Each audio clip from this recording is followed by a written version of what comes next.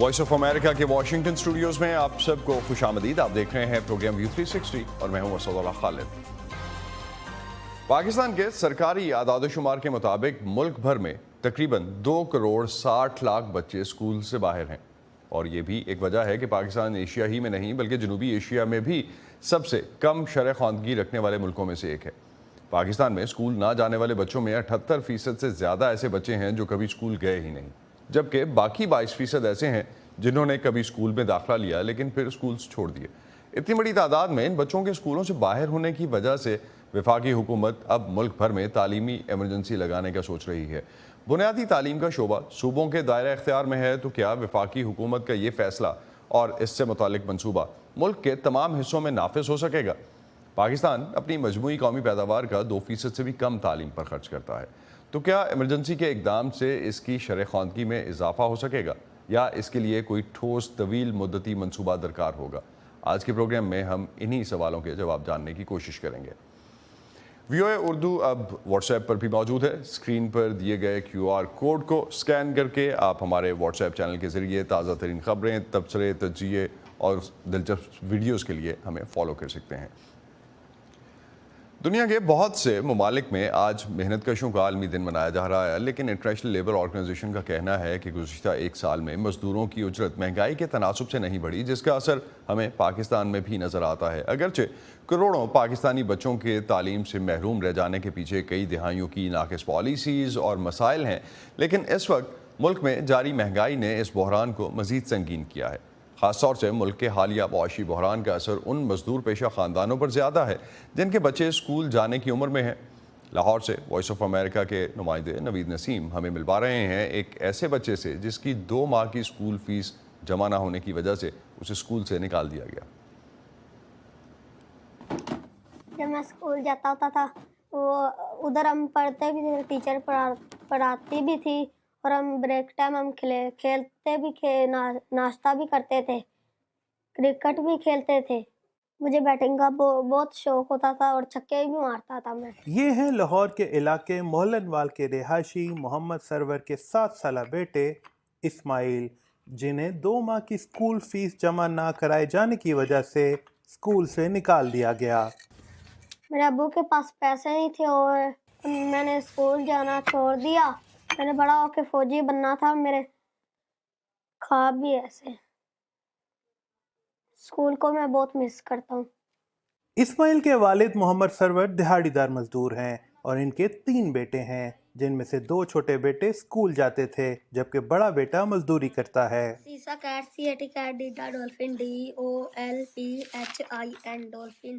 2 مہینہ تو 3 مہینہ تو حالات خراب ہیں. گھر کا کرایہ 10,000 گھر کا کرایہ ہے، 6-7,000 ਬੱਤੀ ਦਾ ਬਿੱਲ ਆ ਜਾਂਦਾ ਹੈ. ਮੁੜ ਘਰ ਦਾ ਜਿਹੜਾ ਨਾ ਮਹਿੰਗਾਈ ਇੰਨੀ, ਜਿਹੜੇ ਨਾ 2,000 ਲੈ ਜਾਈਏ ਤੇ ਮਸੇ ਰਾਤ ਦਾ ਲੰਗਰ ਰੋਟੀ ਟੁੱਕਰ ਹੁੰਦਾ ਹੈ ਬੱਚਿਆਂ ਦਾ. ਫੀਸ ਨਹੀਂ ਦੇ ਸਕਣਾ, ਬੱਚੇ ਘਰ ਬਹਿ ਗਏ, حالات بہت خراب ہو گئے. محمد سرور کا کہنا ہے کہ پہلے ان کے مالی حالات ٹھیک ہوتے تھے، گھر کا خرچہ بھی نکل آتا تھا اور بچے اسکول بھی جاتے تھے، لیکن ملک میں ہونے والی حالیہ مہنگائی کی وجہ سے وہ اب اپنے 2 بچوں کی اسکول فیس دینے سے قاصر ہیں. ਇਹਨਾਂ ਦਾ 4,000 ਮਹੀਨੇ ਦਾ ਖਰਚਾ, 2,000 ਬੱਚੇ ਦੀ ਫੀਸ ਹੈਗੀ, 2 ਬੱਚਿਆਂ ਦਾ 4,000 ਫੀਸ ਹੈਗੀ, ਕਿਤਾਬਾਂ ਦਿਓ, ਵਰਦੀ ਦਿਓ, 10,000 ਖਰਚਾ ਹੈ ਇੱਕ ਬੱਚੇ ਦਾ, ਜਿਹੜਾ ਨਾ 2 ਬੱਚਿਆਂ ਦਾ ਮਹੀਨੇ ਦਾ ਬਣਦਾ, ਫੀਸ ਵਰਦੀ ਪਾ ਤੇ ਕਿਤਾਬਾਂ. میں پورا نہیں کر سکیا، بچے گھرے بیٹھ گئے. اب جب میں اسکول نہیں جاتا تو گلیوں میں پھرتا تھا اپنے دوستوں کے ساتھ، اور گھر کا کام کبھی کر لیتا ہوں، اپنے ابو کے ساتھ روڑی کھڑنے چلا جاتا ہوں. اسکول کو میں مس کرتا ہوں.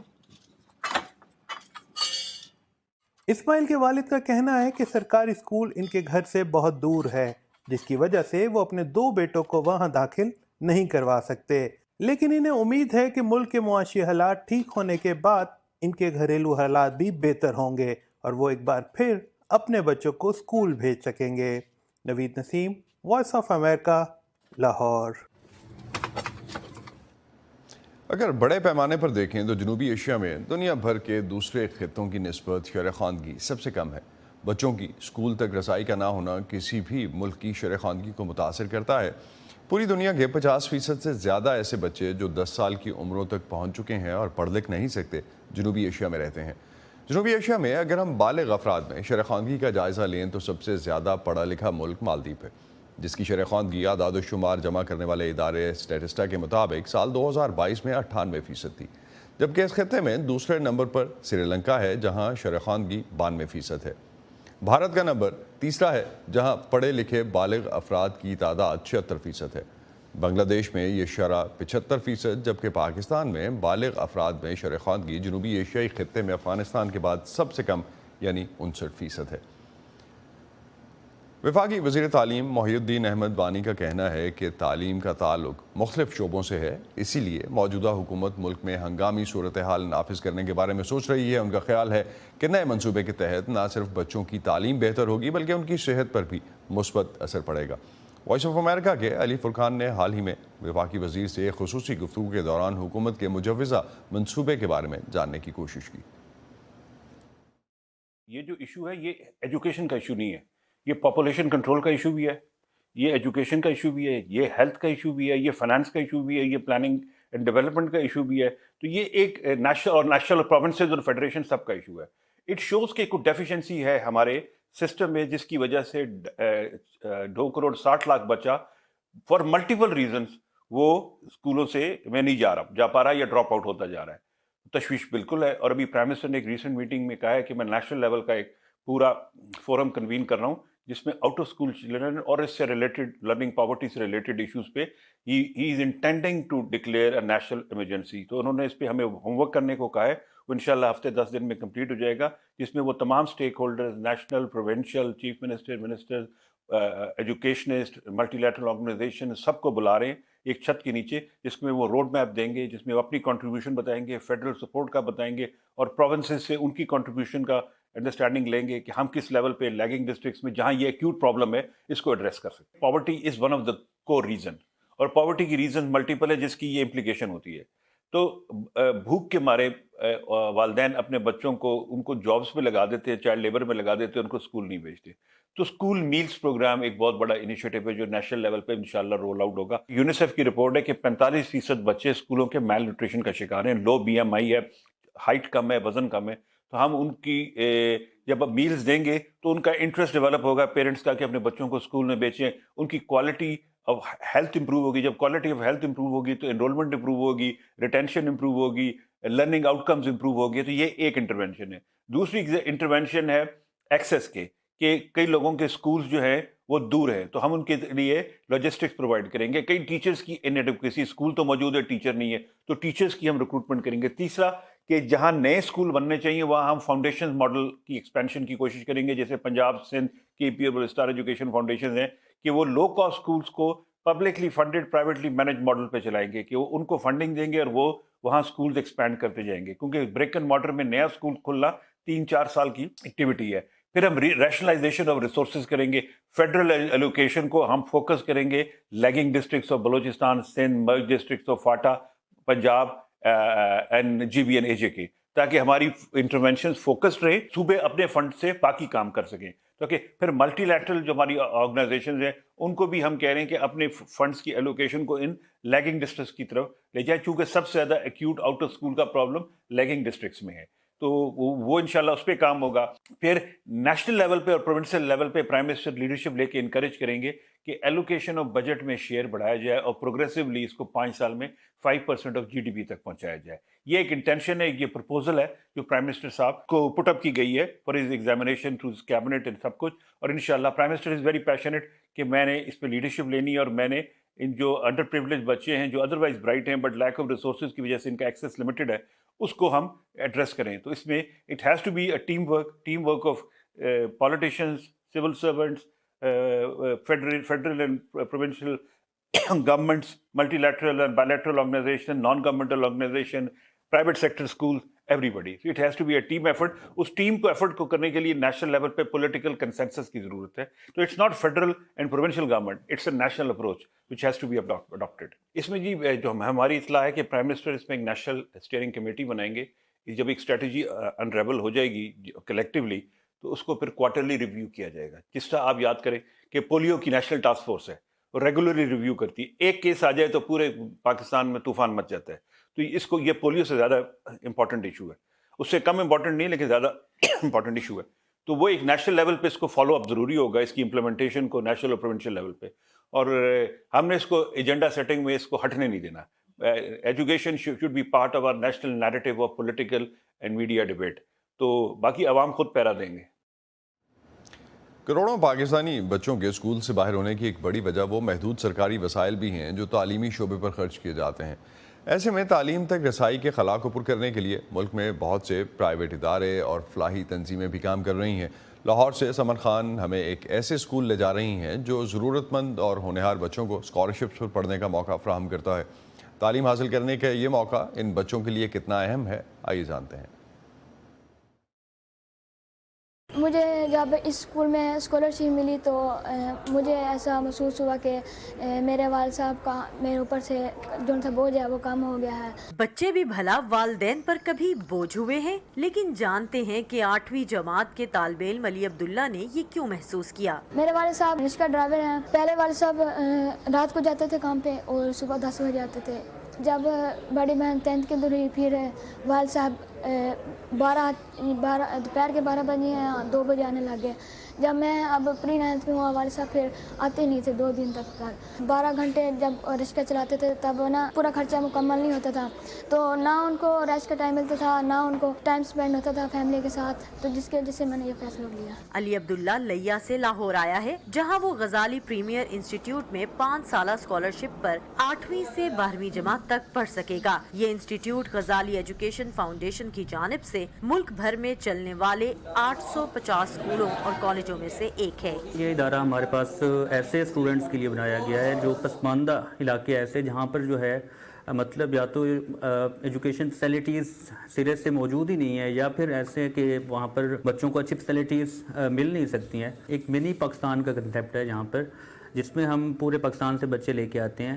ہر پروونس کا اپنا ایک الگ کوٹا ہے. یہاں پر جو ہے بچے کو free education, free residence, free mass اور اس کے علاوہ لانڈری اینڈ باربر, یہ تمام فیسلٹیز جو ہے اس اسکالرشپ میں کور کی جاتی ہیں. یہاں علی عبداللہ سمیت دوسرے طالب علموں سے بات کر کے احساس ہوتا ہے کہ انہیں یہاں تعلیم حاصل کرنے کا موقع ملنے کی کتنی زیادہ قدر ہے. Sindh education foundation government of Sindh کی اسکالرشپ کے ذریعے ٹیسٹ دی تھی, اس کے بعد انٹرویو ہوا تھا, اس میں کوالیفائی کر کے یہاں آئے. میرا جو ایم آف لائف ہے وہ کمیشن آفیسر ہے.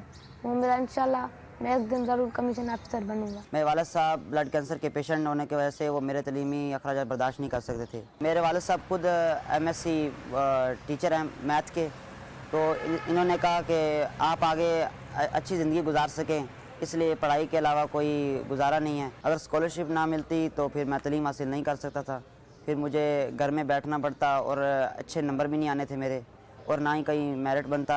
غزالی ایجوکیشن فاؤنڈیشن کی بنیاد رکھنے والے سید عامر محمود کہتے ہیں کہ ملک میں تعلیمی ایمرجنسی نافذ کرنے کی ضرورت تو اس وقت بھی تھی جب انہوں نے 1997 میں پاکستان کے دیہی علاقوں میں جا کر یہ منصوبہ شروع کیا تھا. ان کے بچھائے اس نیٹ ورک کے ذریعے 1,25,000 بچے اور بچیاں ان اداروں میں تعلیم حاصل کر رہے ہیں. ہم اس وقت سے کہہ رہے تھے کہ تعلیم کے اندر ہمیں جو ہے ایک ایمرجنسی نافذ کرنی چاہیے, اور اپنے ریسورسز کا رخ جو ہے وہ ہمیں ایجوکیشن کی طرف موڑنا چاہیے.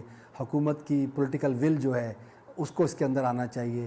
بجٹ کو یہ جو 1.8 کے آس پاس پچھلی کئی دہائیوں سے گھوم رہا ہے, اس کو کم از کم 5% جو ہے GDP کا جو ہے وہ کرنا چاہیے. پاکستان میں اس وقت کوئی 27 million children out of school ہیں, جو کہ دنیا کی ایک بہت بڑی تعداد ہے بچوں کی کہ جو اسکول نہیں جا رہی ہے. پاکستان کا ہر 10واں بچہ جو ہے وہ اسکول سے باہر ہے. اگر 3 کروڑ بچے, یہ مستقبل کے 3 کروڑ خاندان ہیں, اور ان 3 کروڑ خاندان کا مستقبل دیوار پہ لکھا ہوا نظر آ رہا ہے. ماہرین تعلیم ملک میں تعلیمی ایمرجنسی کے نفاذ کو اہم پیش رفت قرار دے رہے ہیں, لیکن وہ سمجھتے ہیں کہ تعلیمی بجٹ میں اضافہ, اسکول سے باہر بچوں کو واپس اسکول لانا, نئے اسکولوں کی تعمیر, اساتذہ کی ٹریننگ, نصابی تبدیلیاں اور دیگر اقدامات ترجیحات میں صرف باتوں کی حد تک شامل نہیں ہونے چاہیے, بلکہ جامع منصوبے پر عمل درآمد بھی ضروری ہے. پبلک سیکٹر کے اندر جو اس وقت ریسورسز کی صورتحال ہے اور جو ڈیلیوری کی صورتحال ہے, وہ ایک حکومت کے بس کا بات نہیں ہے کہ وہ اکیلی اس بڑے چیلنج سے نبرد آزما ہو سکے.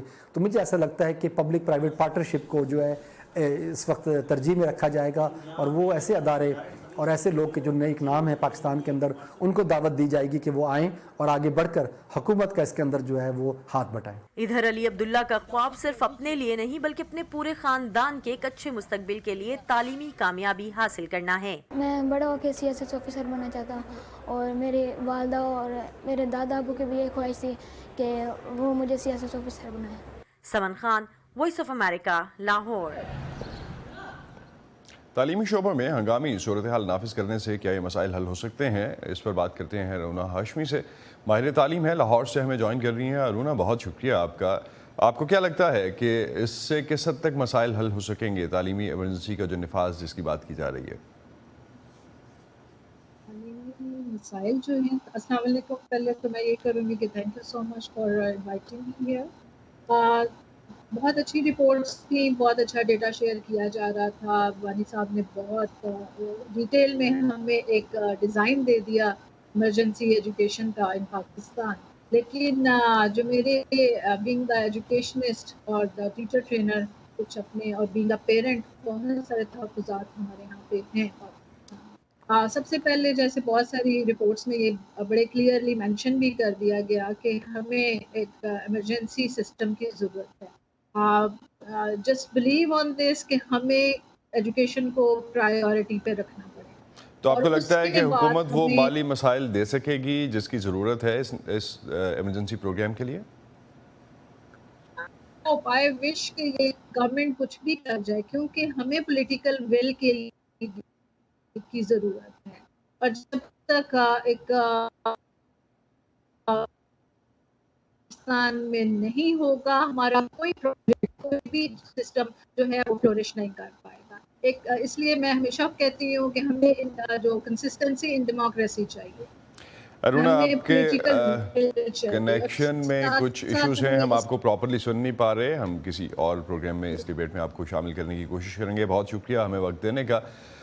اس تعلیمی ایمرجنسی کے نفاذ کے حوالے سے جو بات ہو رہی ہے اس سلسلے کو آگے بڑھاتے ہیں. اس وقت ہمیں دا سٹیزن فاؤنڈیشن سے ضیاء عباس جوائن کر رہے ہیں. بہت شکریہ ضیاء ہمیں جوائن کرنے کا. پاکستان کے بنیادی تعلیمی نظام کے کیا 3 بڑے مسائل ہیں جس کی وجہ سے 40% بچے اسکولوں سے باہر ہیں؟ جی السلام علیکم، بہت شکریہ یہ موقع دینے کا. فنڈامنٹلی یہ سمجھنے کی ضرورت ہے کہ خواندگی سے بہت زیادہ گہرا یہ مسئلہ ہے. اگر 10 بچے اسکول گوئنگ ایج کے پاکستان میں ہیں تو ان میں سے 4 بچے اسکول میں ہیں ہی نہیں، اور جو 6 بچے اسکول میں ہیں بھی ان میں سے 3 بچے ایوریج طور پہ وہ اپنے گریڈ لیول پہ پڑھ نہیں پا رہے. So 70% of are school going age kids are learning poor as the world bank calls it. تو یہ تو آپ سمجھ لیں کہ ہم ایک قوم سازی کا عمل کیسے شروع بھی کر پا سکتے ہیں اگر ہم اس مسئلے کو حل نہیں کریں گے. جو مسائل اس کے نیچے ہیں، اس کے جو جڑ پہ ہیں، وہ اس میں ظاہر ہے ریسورسز کی کمی ایک امپورٹنٹ مسئلہ ہے، اور ان کی ایلوکیشن بھی ایک امپورٹنٹ مسئلہ ہے کہ کیا یہ پیسے جو ہمارے پاس ہیں وہ ہم تنخواہوں میں لگا رہے ہیں یا یہ پیسے نئے اسکول کی ڈیولپمنٹ میں اور ایگزسٹنگ اسکولس کی ڈیولپمنٹ میں لگ رہے ہیں. مگر یہ پیچیدہ سسٹم ہے. تقریباً 8.5 لاکھ ٹیچر صرف پبلک سیکٹر میں کام کر رہی ہیں آج پورے پاکستان کے پبلک سیکٹر میں ایجوکیشن میں. سو اتنی پیچیدہ سسٹم کو سب سے بڑا جو اس کا چیلنج ہے وہ یہ ہے کہ اس پیسے کو صحیح طور پہ استعمال کیسے کیا جائے. تقریباً 46% آف پیرنٹس اپنے بچوں کو پرائیویٹ اسکول بھیجتے ہیں اور باقی تقریباً 50% کے قریب پبلک اسکولس بھیجتے ہیں. دونوں جو پے کرنے والے ہیں، چاہے وہ پیرنٹ ہو یا حکومت ہو، اس کو ویلیو پروپوزیشن سمجھ نہیں آ رہی کہ تعلیم سے ہمیں فائدہ کیا ہو رہا ہے سماجی طور پر. اور جب تک ہم تعلیم کی کوالٹی کو بہتر نہیں بنائیں گے at a mass scale, at a systemic level, تب تک ہم وسائل کو اور پیرنٹس کی توجہ کو اور بچے کی توجہ کو اس مسئلے پہ مرکوز نہیں کر پائیں گے. ایک چیز جو بڑی کامنلی ڈسکس بھی ہوتی ہے کہ جو بچے اسکول جاتے ہیں ان کی بھی پڑھنے لکھنے کی صلاحیت جو ہے اس پہ سوال اٹھائے جاتے ہیں، تو پھر باقی بچوں کو بھی اسی طرح کی تعلیم دینے کا کیا فائدہ بنتا ہے؟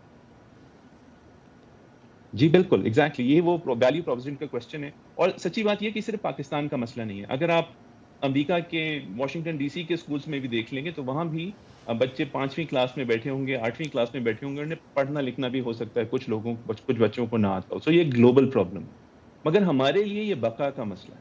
اس میں کچھ عوامل ہیں جو ہم TCF میں مثلاً ان پٹس کے طور پہ ضروری سمجھتے ہیں. ظاہر ہے ایک منیمم لیول آف انفراسٹرکچر ضروری ہے کہ بچہ سیف فیل کرے اور ایک تھرائیونگ انوائرمنٹ ہو اس کے لیے، مگر صرف بلڈنگ سے اسکول نہیں بنتا۔ نصاب میں ہمیں فوکس کرنا پڑے گا، پچھلے کچھ سالوں میں نصاب پہ بہت بات ہوئی ہے، ہمیں فوکس کرنا پڑے گا فاؤنڈیشنل لٹریسی اور نیومریسی پہ، بیسک پڑھنے لکھنے اور حساب کرنے کی صلاحیت۔ ہمیں ٹیچرز کو نہ صرف ٹرین اور ڈیولپ کرنا پڑے گا بلکہ انہیں موٹیویٹ بھی کرنا پڑے گا۔ آج سب ہم بڑے آسانی سے ٹیچرز کو برا بھلا کہتے ہیں، مگر انہی لوگوں نے ہمارے بچوں کو پڑھانا ہے۔ سب سے بڑی بات ہم ٹی سی ایف میں کہتے ہیں کہ a good principal makes a good school، تو ہم نے اسکول لیڈرشپ کو ری امیجن کرنا پڑے گا۔ ضیاء، میرے پاس وقت کی کمی ہے، 2 منٹ اور ہیں اور 2 اور پوائنٹس ہیں جو میں ڈسکس کرنا چاہتا ہوں۔ بنیادی تعلیم سے متعلق ملک کی پالیسی ہے کیا تعلیمی ایمرجنسی لگانے سے آپ سمجھتے ہیں کوئی فائدہ ہوگا اور کس ڈائریکشن میں جائیں گی یہ چیزیں؟ تعلیم ایمرجنسی لگانا بہت ضروری ہے کیونکہ اس سے ایک انٹینٹ کا، ایک ول کا ایکسپریشن ہوتا ہے، مگر اصل میں ایک مربوط حکمت عملی کی ضرورت ہے، اور جب وفاق اور صوبوں میں وسائل اور اختیارات بٹے ہوئے ہوں تو اس مربوط حکمت عملی کی اور زیادہ ضرورت بن جاتی ہے۔ آئی ایم ویری ہوپ فل کہ ایک ہی فورم بنے گا جس پہ یہ ساری باتیں مل کے یہ چاروں صوبے اور دوسری ٹیریٹریز اور وفاق اس پہ ڈیسیجن لے سکیں، مگر جب تک یہ کوآرڈینیشن نہیں ہوگی ہم اپنے جو اسٹرگلنگ ڈسٹرکٹس ہیں ان کو پیچھے چھوڑ دیں گے، and that will be a huge tragedy. کئی حلقے سمجھتے ہیں کہ اصل مسئلہ جو ہے وہ بچوں کو اور ان کے والدین کو اس بات پر بھی آمادہ کرنا ہے، یہ خاص طور پہ وہ بچے جو اسکول نہیں جا پاتے، کہ وہ بچوں کو اسکول بھیجیں۔ یہ کیسے حل ہوگا؟ اصل میں غریب سے غریب ترین گاؤں میں جا چکا ہوں اور ماؤں سے ان کی بچیوں کی تعلیم کے بارے میں بھی پوچھ چکا ہوں۔ آج پاکستان میں شاید ہی کوئی علاقہ ہو جہاں لوگوں کو تعلیم کی اہمیت پہ آمادہ کرنے کی ضرورت ہے۔ ہاں، مگر انہوں نے اپنے بچے اور بچیوں کو گھر سے نکال کے اخراجات اپنے پیٹ کاٹ کے قربانیاں دے کے ان بچوں کو اگر اسکول بھیجنا ہے تو اسکول میں کوئی فائدہ ضرور ہونا چاہیے۔